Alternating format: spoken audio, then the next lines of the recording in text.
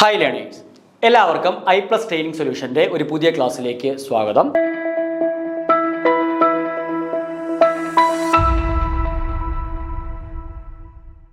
അപ്പോൾ കഴിഞ്ഞ ക്ലാസ്സിൽ നമ്മളൊരു ക്വസ്റ്റ്യൻ നമ്മൾ ഡിസ്കസ് ചെയ്തുകൊണ്ടിരുന്നതായിരുന്നു. അപ്പോൾ അതിൻ്റെ തിയറി പാർട്ടെല്ലാം ഓൾറെഡി നമ്മൾ പറഞ്ഞു. ഇനി നമുക്ക് ആ ക്വസ്റ്റ്യനിലേക്ക് നമുക്ക് പെട്ടെന്ന് പോവാം.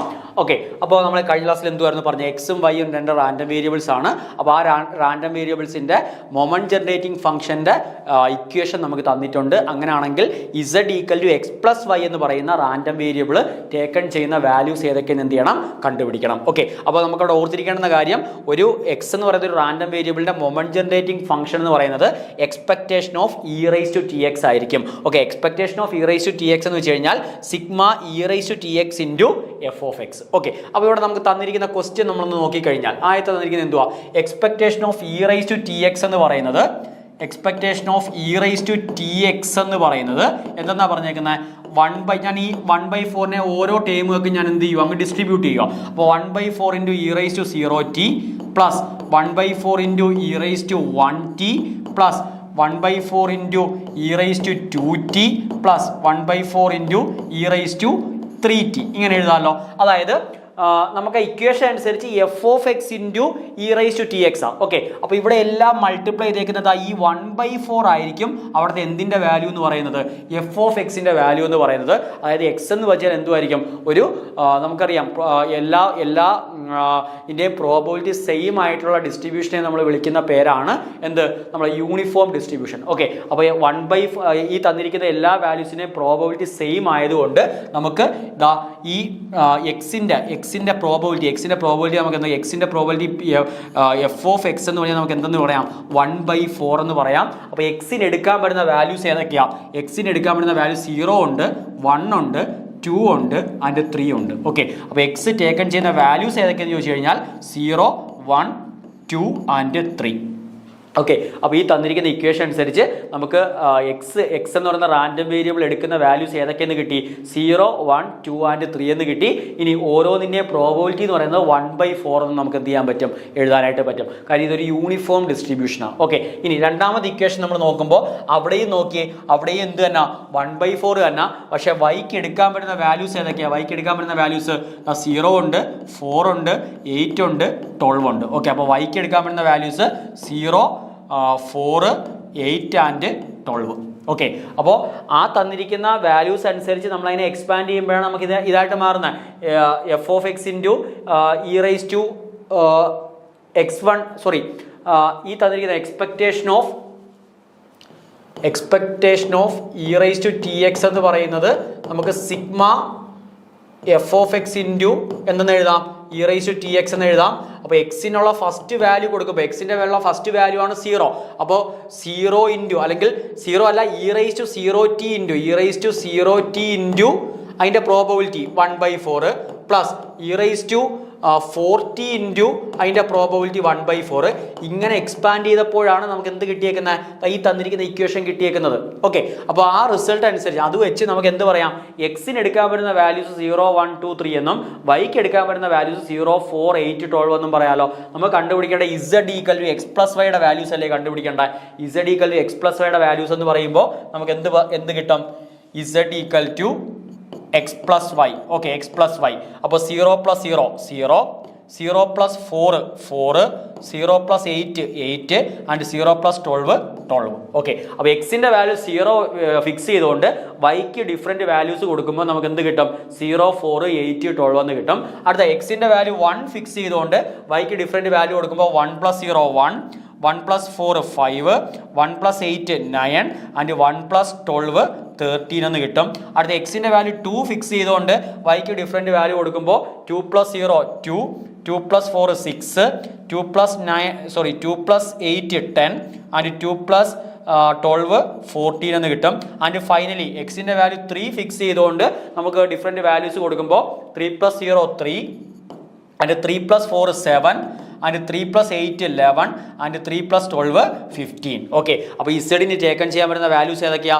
0 1 2 3 0 1 2 3 4 5 6 7 8 9 10 11 12 13 14 ആൻഡ് 15. ഓക്കെ, അപ്പോൾ ഇസഡിന് എടുക്കാൻ പറ്റുന്ന വാല്യൂസ് ഏതൊക്കെയെന്ന് ചോദിച്ചു കഴിഞ്ഞാൽ 0 തൊട്ട് 15 വരെയുള്ള എല്ലാ വാല്യൂസും ആർക്ക് ടേക്കൺ ചെയ്യാൻ പറ്റും? ഇസഡ് എന്ന് പറയുന്ന റാൻഡം വേരിയബിളിന് ടേക്കൺ ചെയ്യാനായിട്ട് പറ്റും. ഓക്കെ, അപ്പോൾ ഇസഡിൻ്റെ വാല്യൂസ് ഏതൊക്കെയായിരിക്കും?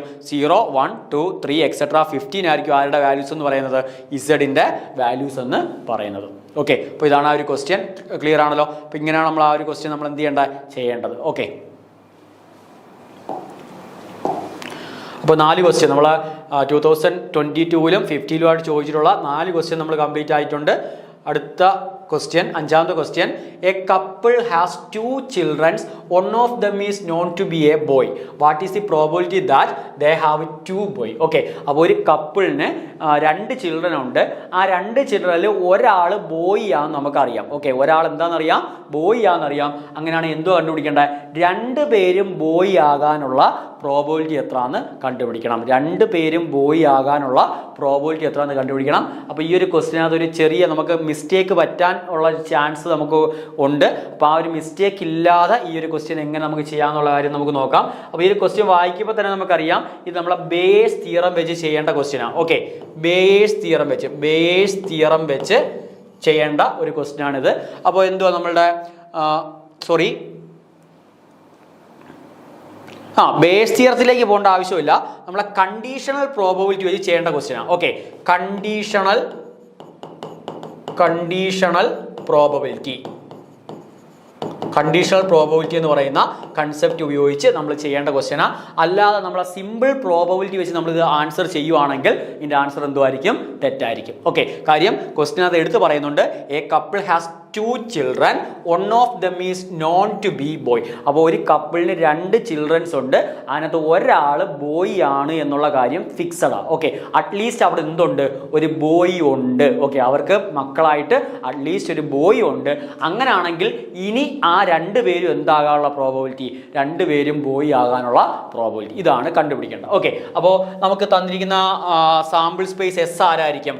സാമ്പിൾ സ്പേസ് എസ് എന്ന് പറയുമ്പോൾ 2 ചിൽഡ്രൻസിൻ്റെ കാര്യമല്ലേ പറയുന്നത്? 2 ചിൽഡ്രൻസിൻ്റെ കാര്യമല്ലേ പറയുന്നത്? അപ്പോൾ 2 ചിൽഡ്രൻസ് എന്തൊക്കെ ആവാം? 2 ചിൽഡ്രൻസ് 2 പേരും ബോയ് ആവാം, ബി വരാം. ഫസ്റ്റ് ആൾ ബോയും സെക്കൻഡ് ആൾ ഗേളും വരാം. ഫസ്റ്റ് ആൾ ഗേളും സെക്കൻഡ് ആൾ ബോയും വരാം. 2 പേരും എന്ത് വരാം? ഗേള് വരാം. ഈ 4 പോസിബിലിറ്റി അല്ലേ ഉള്ളത്. അപ്പോൾ ഈ തന്നിരിക്കുന്ന 4 പോസിബിലിറ്റി ആണുള്ളത്. ഏതൊക്കെയാ?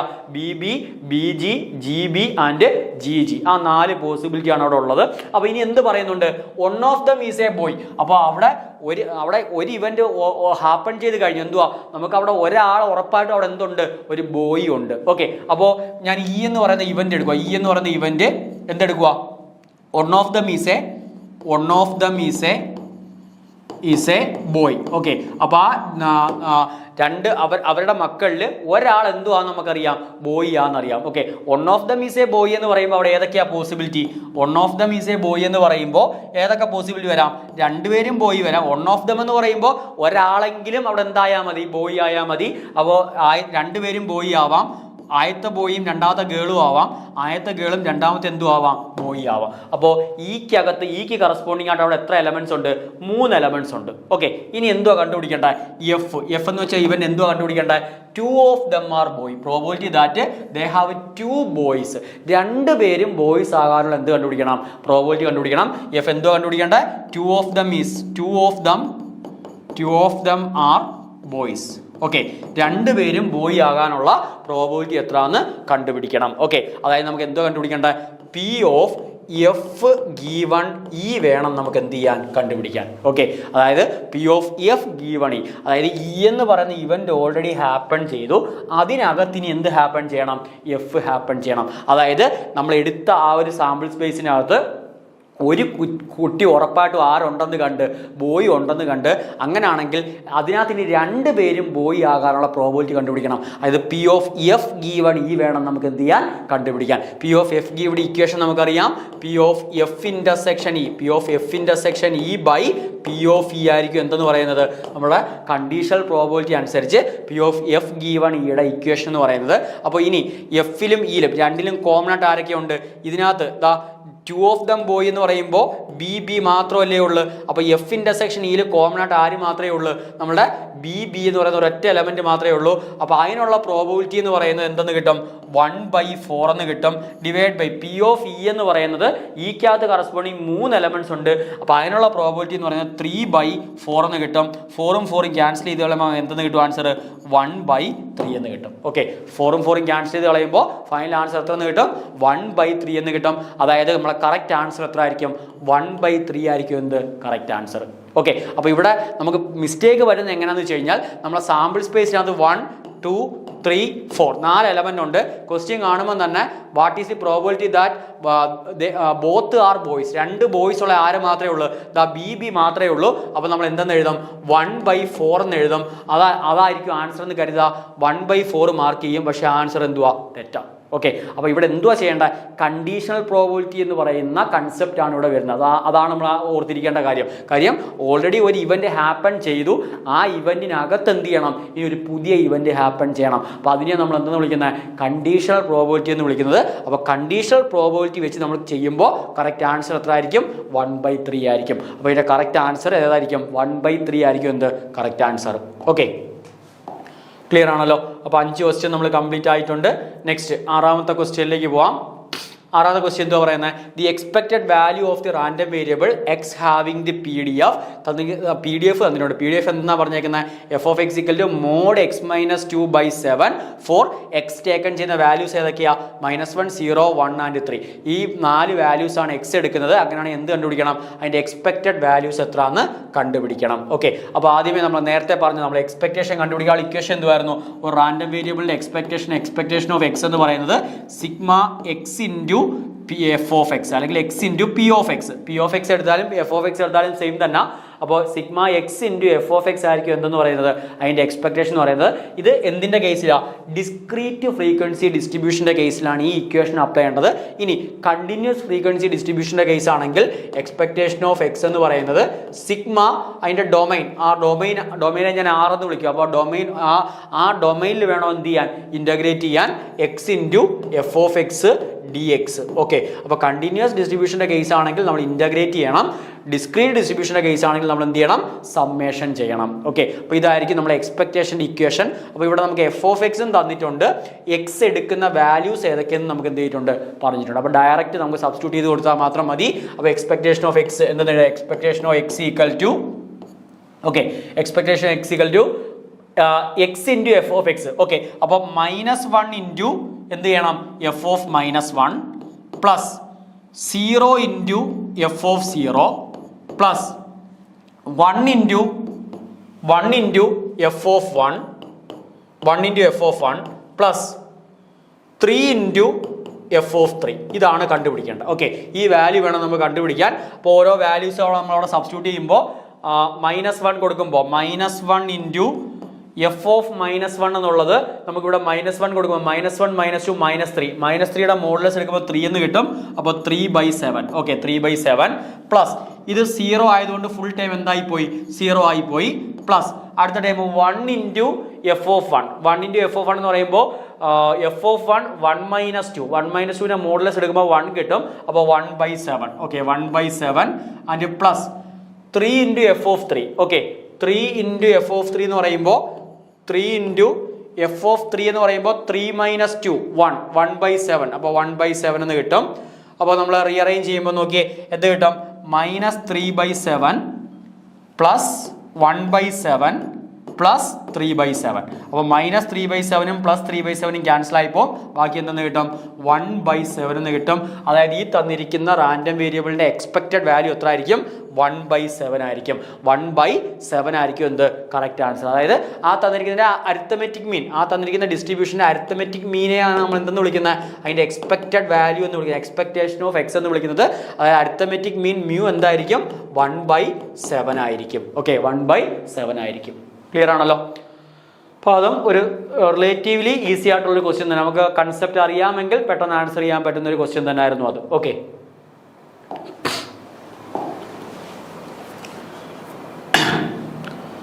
നെക്സ്റ്റ് 7ാമത്തെ ക്വസ്റ്റ്യൻ. ഇത് നമുക്ക് സ്റ്റാറ്റിസ്റ്റിക്സുമായിട്ട് ബന്ധപ്പെടുത്തി നമുക്ക് ചെയ്യാൻ പറ്റുന്ന ക്വസ്റ്റ്യനാ, അല്ലെങ്കിൽ നമ്മളെ QA ക്വാണ്ടിറ്റേറ്റീവ് ആപ്റ്റിറ്റ്യൂഡായിട്ട് റിലേറ്റ് ചെയ്തും നമുക്ക് അപ്രോച്ച് ചെയ്യാൻ പറ്റുന്ന ഒരു ക്വസ്റ്റ്യൻ ആണ് ഇത് ഈ തന്നിരിക്കുന്നത്. ഓക്കെ, ക്വസ്റ്റ്യൻ എന്താ പറഞ്ഞേക്കുന്നത്? The average mark of boys in class is 65 and that of girls is 70. Okay, അപ്പോൾ ഒരു ക്ലാസ്സിലെ ബോയ്സിന്റെ ആവറേജ്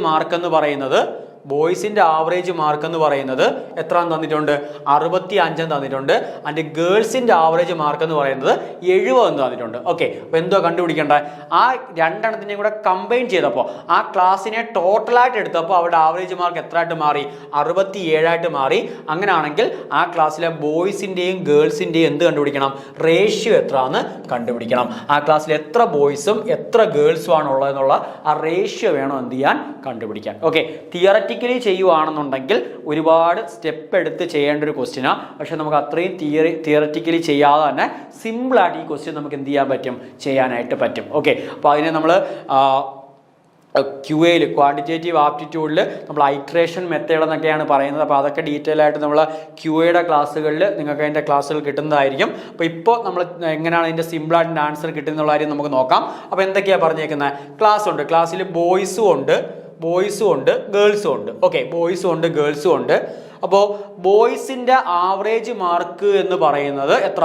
65. ഓക്കെ, ബോയ്സിന്റെ ആവറേജ് മാർക്ക് 65. അത് ഞാൻ ബോയ്സിന്റെ താഴെ 65 എന്ന് എഴുതി. ഇനി ഗേൾസിന്റെ ആവറേജ് മാർക്ക് എത്ര? 70. ഓക്കെ, ഗേൾസ് മാത്രം കൗണ്ട് ചെയ്ത് ഗേൾസിന്റെ മാത്രം മാർക്ക് ആഡ് ചെയ്ത് ഗേൾസിന്റെ എണ്ണം കൊണ്ട് ഡിവൈഡ് ചെയ്തപ്പോൾ എത്ര എന്ന് കിട്ടി? 70 എന്ന് കിട്ടി. ഓക്കെ, അപ്പോൾ ബോയ്സിന്റെ ആവറേജ് 65 ഗേൾസിന്റെ ആവറേജ് 70. ഓക്കെ, ഇനി രണ്ട് ഗ്രൂപ്പും കൂടെ ഒരുമിച്ചെടുത്തപ്പോൾ ആവറേജ് എത്രയായിട്ട് മാറി? 67 മാറി. രണ്ട് ഗ്രൂപ്പും കൂടെ ഒരുമിച്ചെടുത്തപ്പോൾ ആവറേജ് എത്രയായിട്ട് മാറി? 67 മാറി. അത് ഞാൻ എന്ത് ചെയ്യുക? ഇതിന് രണ്ടിനെയും നടുക്ക് എഴുതുക.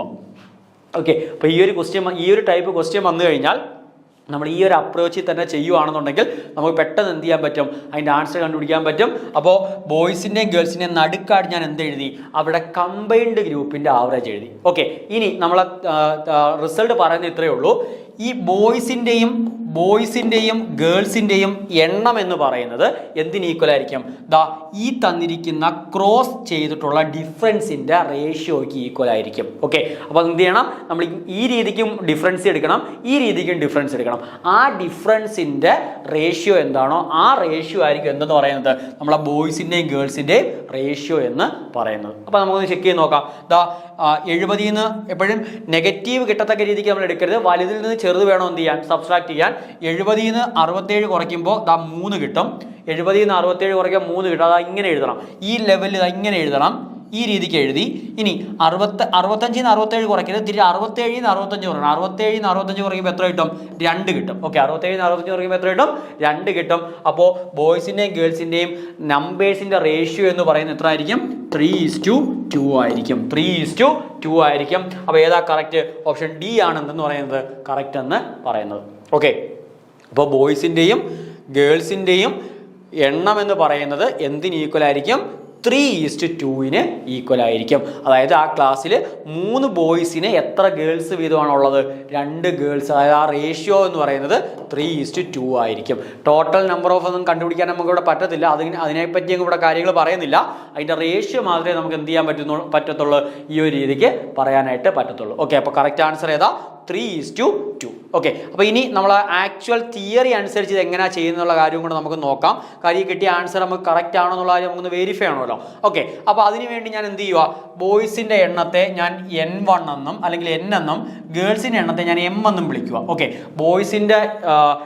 ബോയ്സിൻ്റെ ടോട്ടൽ നമ്പേഴ്സിനെ N എന്നും ഗേൾസിൻ്റെ ടോട്ടൽ നമ്പേഴ്സിനെ M എന്നും വിളിക്കുക. നമ്മൾ കണ്ടുപിടിക്കേണ്ടത് N:M എത്ര എന്ന് വേണം എന്ത് ചെയ്യാൻ? കണ്ടുപിടിക്കാൻ. N:M വാല്യൂ എത്ര എന്ന് വേണം എന്ത് ചെയ്യാൻ? കണ്ടുപിടിക്കാൻ. ബോയ്സിൻ്റെ ആവറേജ് 65 തന്നിട്ടുണ്ട്. അപ്പോൾ അതിൻ്റെ ആവറേജ് 65. ഗേൾസിൻ്റെ ആവറേജ് 70. ഓക്കെ, ഗേൾസിൻ്റെ ആവറേജ് എത്ര? 70. ഓക്കെ, ഇനി ബോയ്സിൻ്റെ എണ്ണം N-ഉം അതിൻ്റെ ആവറേജ് 65 ആണെന്നുണ്ടെങ്കിൽ അവിടുത്തെ ടോട്ടൽ എന്ന് പറയുന്നത്, അവിടെ സം എന്ന് പറയുന്നത് എന്തിന് ഈക്വൽ ആയിരിക്കും? 65 × N. ഓക്കെ, നമുക്കറിയാം ആവറേജ് എന്ന് പറയുന്നത് സം ബൈ നമ്പറാണ്. ഓക്കെ, സം ബൈ നമ്പറാണ്. അപ്പോൾ സം ഈക്വൽ ടു എന്തെന്ന് എഴുതാം? ആവറേജ് ഇൻറ്റു നമ്പർ എന്ന് എഴുതാം. ആവറേജ് ഇൻറ്റു നമ്പർ എന്ന് എഴുതാം. അപ്പോൾ നമുക്ക് ബോയ്സിൻ്റെ ടോട്ടൽ മാർക്ക് എത്ര എന്ന് എഴുതാം? 65 ഇൻറ്റു എൻ എന്ന് എഴുതാം. അതാണ് ഗേൾസിൻ്റെ ടോട്ടൽ മാർക്കിനെ നമുക്ക് എങ്ങനെ എഴുതാം? 70 ഇൻറ്റു എം എന്ന് എഴുതാം. 70 ഇൻറ്റു എം എന്ന് എഴുതാം. ഓക്കെ, ഇനി ഈ രണ്ടും കൂടെ എടുക്കുമ്പോൾ ബോയ്സ് എന്നും ഗേൾസ് എമ്മും ആണെന്നുണ്ടെങ്കിൽ ടോട്ടൽ എണ്ണം എന്ന് പറഞ്ഞാൽ എന്തുമായിരിക്കും? എൻ പ്ലസ് എം ആയിരിക്കുമല്ലോ. ടോട്ടൽ എണ്ണം എത്ര ആയിരിക്കും? എൻ പ്ലസ് എം ആയിരിക്കും. അപ്പോൾ മിക്സഡ് ഗ്രൂപ്പിൻ്റെ ആവറേജ് 67 ആണെന്നുണ്ടെങ്കിൽ, ആ മിക്സഡ് ഗ്രൂപ്പിൻ്റെ ആവറേജ് 67 ആണെന്നുണ്ടെങ്കിൽ ടോട്ടൽ ഗ്രൂപ്പിൻ്റെ സം എന്ന് പറയുന്നത് എന്തിന് ഈക്വൽ ആയിരിക്കും? ആവറേജ് ഇൻറ്റു നമ്പർ എന്തിന് ഈക്വൽ ആയിരിക്കും? 67 ഇൻറ്റു എൻ പ്ലസ് എമ്മിന് ഈക്വൽ ആയിരിക്കും. 67 ഇൻറ്റു എൻ പ്ലസ് എം. അപ്പോൾ ടോട്ടൽ ഗ്രൂപ്പിൻ്റെ സം എന്ന് പറയുന്നത് ഈ രീതിക്കും കണ്ടുപിടിക്കാം. ഇത് രണ്ടും കൂടെ ആഡ് ചെയ്താലും നമുക്ക് ആൻസർ കിട്ടത്തില്ലേ? ബോയ്സിൻ്റെ ടോട്ടലും ഗേൾസിൻ്റെ ടോട്ടലും കൂടെ സെപ്പറേറ്റ് ആഡ് ചെയ്താലും നമുക്ക് എന്ത് കിട്ടും? ടോട്ടൽ കിട്ടും. അത് ആർക്ക് ഈക്വൽ ആയിരിക്കും? 67 ഇൻറ്റു എൻ പ്ലസ് എമ്മിന് ഈക്വൽ ആയിരിക്കും. അപ്പോൾ ഇത് നമ്മൾ അറേഞ്ച് ചെയ്യുമ്പോൾ 65 എൻ പ്ലസ് 70 എം എന്ന് പറയുന്നത് 67 എൻ പ്ലസ് 67 എമ്മിന് ഈക്വൽ ആയിരിക്കും. നമ്മൾ എം എല്ലാം ഒരു സൈഡിലും അല്ല എൻ എല്ലാം ഒരു സൈഡിലും എം എല്ലാം ഒരു സൈഡിലേക്കും കൊണ്ടുവരുമ്പോൾ 70 എം മൈനസ് 67 എം എന്ന് പറയുന്നത് നമുക്ക് എന്തെന്ന് കിട്ടും? 67 മൈനസ് 62 67 എൻ മൈനസ് 65 എൻ എന്ന് കിട്ടും. 70 എമ്മിന്ന് 67 എം പോയാൽ 3m. അപ്പോൾ 3m ഈക്വൽ ടു 67 എന്നിന്ന് 65 എൻ പോയാൽ 2n എന്ന് കിട്ടും. ഈ എം അങ്ങ് അപ്പുറത്ത് പോയി എന്നിങ് ഇപ്പുറത്ത് വന്നു. എന്തെന്ന് കിട്ടും? എം അങ്ങ് അപ്പുറത്ത് പോയി എന്നിങ് ഇപ്പുറത്ത് വരുമ്പോൾ n ബൈ എം എന്നുള്ളത് 3/2 എന്ന് കിട്ടും. n ബൈ എം എന്ന് എത്ര കിട്ടും? 3/2 എന്ന് കിട്ടും. അതായത് n/m എന്ന് പറയുന്നത് 3:2 എന്ന് കിട്ടും. n/m എന്ന് പറയുന്നത് 3:2 കിട്ടും. അപ്പോൾ നമ്മൾ നേരത്തെ ചെയ്തപ്പോഴും നമുക്ക് എന്ത് തന്നെ കിട്ടിയത്?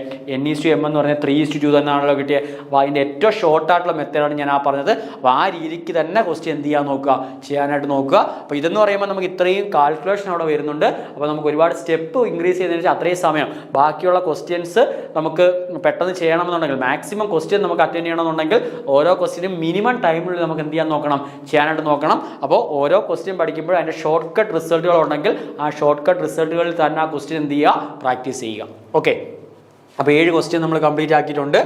അടുത്ത 8th ക്വസ്റ്റ്യൻ എന്താ പറഞ്ഞേക്കുന്നത്? Which of the following is true for a Poisson random variable with parameter A. Okay, അപ്പോൾ ഒരു പോയിസൺ റാൻഡം വേരിയബിളിന് ഈ തന്നിരിക്കുന്ന കണ്ടീഷനുകളിൽ ഏതാണ് അതിനകത്ത് കറക്റ്റ് മാച്ച് ആവുന്ന റിസൾട്ട് എന്ന് വേണം എന്ത് ചെയ്യാൻ? കണ്ടുപിടിക്കാൻ. ഓക്കെ, അപ്പോൾ പോയിസൺ ഡിസ്ട്രിബ്യൂഷൻ എന്ന് പറയുമ്പോൾ നമുക്ക് എന്തുവായിരുന്നു പോയിസൺ ഡിസ്ട്രിബ്യൂഷൻ?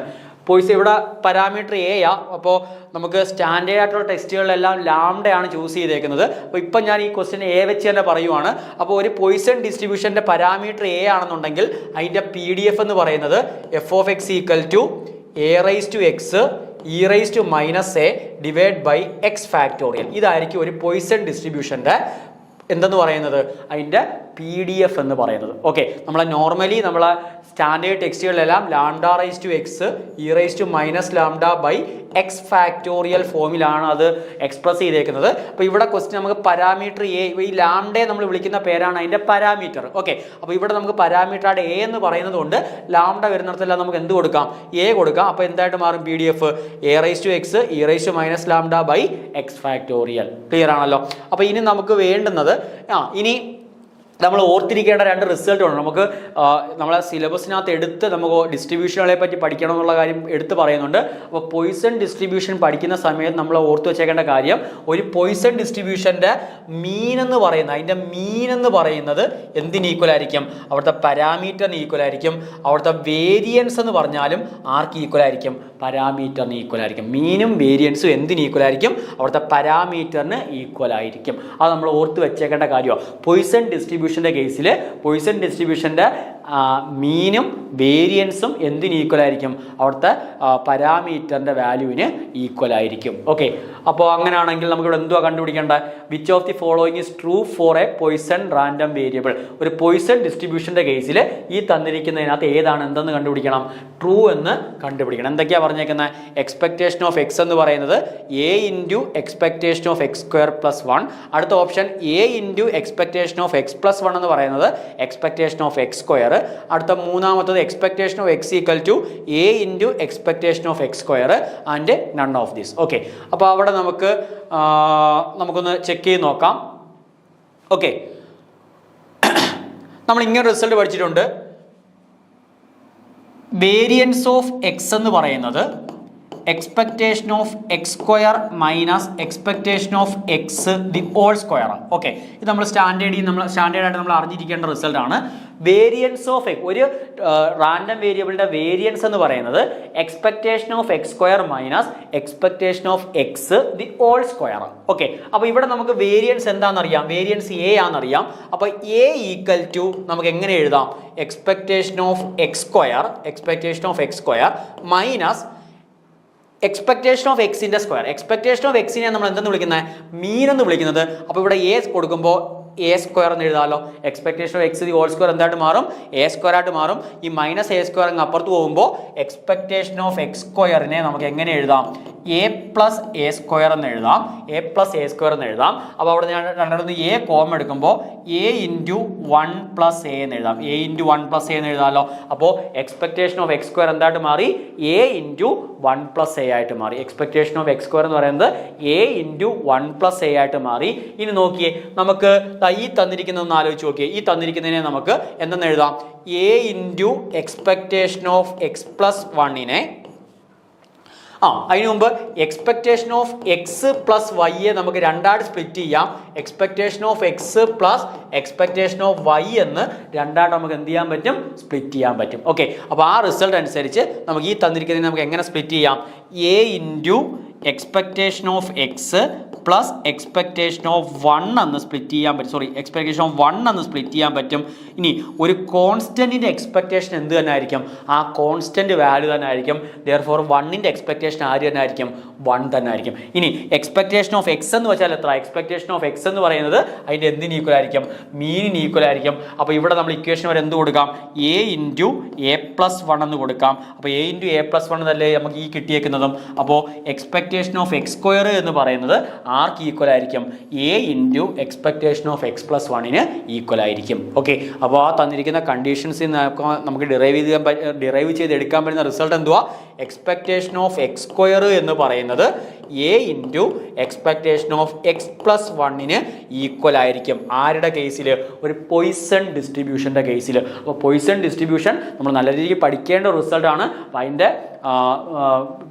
അതിൻ്റെ PDF എന്താണെന്നുള്ള കാര്യം അറിയണം, അതിൻ്റെ മീൻ എന്താണെന്നുള്ള കാര്യം അറിയണം, അതിൻ്റെ വേരിയൻസ് എന്താണെന്നുള്ള കാര്യം അറിയണം, അതിൻ്റെ മൊമെന്റ് ജനറേറ്റിംഗ് ഫംഗ്ഷൻ എന്തുവാന്നുള്ള കാര്യം അറിയണം. ഇതെല്ലാം നമ്മൾ ഡീറ്റെയിൽ ആയിട്ട് നമ്മൾ എവിടെ ഡിസ്കസ് ചെയ്തിട്ടുണ്ട്, നമ്മളെ കോഴ്സിൽ നമ്മൾ ആ റിസൾട്ടുകളെല്ലാം ഡിസ്കസ് ചെയ്തിട്ടുണ്ട്. അപ്പോൾ എന്ത് ചെയ്യാൻ നോക്കുക, ആ റിസൾട്ടുകൾ ആ കോഴ്സ് കണ്ട് പഠിച്ചെടുക്കാനായിട്ട് നോക്കുക. ഓക്കെ, അപ്പോൾ തന്നിരിക്കുന്ന റിസൾട്ട് അനുസരിച്ച്, കണ്ടീഷൻസ് അനുസരിച്ച് ഇവിടെ കറക്റ്റ് ആവുന്ന ഏതുണ്ട്, കറക്റ്റ് ആവുന്ന ഓപ്ഷൻ ബി ഉണ്ട്. അപ്പോൾ ഇനി നമ്മൾ എന്തായാലും നൺ ഓഫ് ദീസിലേക്ക് നോക്കേണ്ട ആവശ്യമില്ല. അപ്പോൾ ഇതിൻ്റെ കറക്റ്റ് ആൻസർ ഏതായിരിക്കും, A into expectation of X plus 1 എന്ന് പറയുന്നത് എക്സ്പെക്ടേഷൻ ഓഫ് എക്സ് സ്ക്വയറിന് ഈക്വൽ ആയിരിക്കും. ഓക്കെ, അപ്പോൾ 8 ക്വസ്റ്റ്യൻ ഇപ്പോൾ നമ്മൾ കംപ്ലീറ്റ് ആക്കിയിട്ടുണ്ട്. അപ്പോൾ ഇനി ഒരു 7 ക്വസ്റ്റ്യനും കൂടെ നമുക്ക് എന്ത് ചെയ്യണം, ഡിസ്കസ് ചെയ്യണം. അപ്പോൾ നെക്സ്റ്റ് ക്ലാസ്സുകളായിട്ട് എന്ത് ചെയ്യാം, ആ 7 ക്വസ്റ്റ്യൻ നമുക്ക് ഡിസ്കസ് ചെയ്യാം. അപ്പോൾ ഇത് ക്ലാസ് ഇവിടെ വൈൻഡപ്പ് ചെയ്യുന്നു. അപ്പോൾ എല്ലാവർക്കും താങ്ക്സ്.